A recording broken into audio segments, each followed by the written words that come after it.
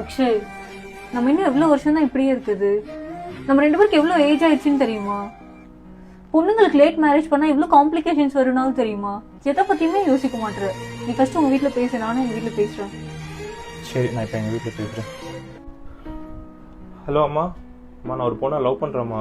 ஏங்க இவன் என்ன சொல்லிட்டு தெரியறான்னு பாருங்க. ஏன்டா இதுக்கு தான் உன்னை சென்னை அனுப்பி வச்சோமாக்கும்? வேற வேலை இல்ல உனக்கு? நம்ம ஜாதி பொண்ணை பாத்திருக்கியா இல்ல கீழ் ஜாதி பொண்ணை இழுத்துட்டு வர போறியா? நம்ம ஜாதியோ இல்லை கீழ் ஜாதியோ கிடையாதுமா, ரொம்ப தங்கமான பொண்ணுமா. டேய் தெரிஞ்சுதான் பேசிட்டு இருக்கியா? சொந்தக்காரங்கள்ட்ட நான் என்னடா சொல்றது? போய் சாக சொல்லுமா அவங்கள. ஜாதி ஜாதின்னு ஷிவ், எங்கள் வீட்டில் ஜாதி ஜாதின்னு சொல்லி அப்படியே என் தலையில் துணிக்கிறாங்க. நீ உன் வீட்டில் பேசு. ஹலோ சொல்லு பாப்பா.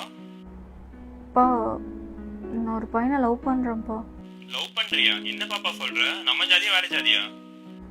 வேறதான்ப்பா. வேற ஜாதி லவ் பண்ணி நம்ம சொந்தக்காரன் ஒருத்தனாச்சும் ஒன்று மதிப்பானா? இதெல்லாம் நமக்கு செட் ஆகாது பாப்பா. நீ திரும்பி வந்துருங்க, ஊருக்கே வந்துரு. இங்க பாரு பாப்பா, நம்ம ஃபேமிலிக்கு லவ் மேரேஜ் எல்லாம் செட் ஆகாது, சரியா? ஒரு வேளை நீ மேரேஜ் ஆகி அந்த ஃபேமிலிக்கு செட் ஆகிறனா ஏதாவது ஒரு ஃபங்க்ஷன் வருது, அந்த இடத்துல நீ மட்டும் தான் தனியா நிக்கணும், ஒரு பையன் பக்கத்துல நிக்க மாட்டான். அதெல்லாம் யோசிச்சு பாரு. அதெல்லாம் நமக்கு செட் ஆகாது. நீ கிளம்பி ஊருக்கு வா. என் வீட்லயும் ஜாதி ஜாதின்னு தான் சொல்றாங்க.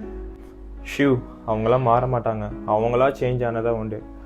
நம்ம லைஃப் நம்ம பார்த்துக்கலாம் ஷிவ். எல்லாம் சேஞ்ச் ஆகும்னு நம்புவோம்.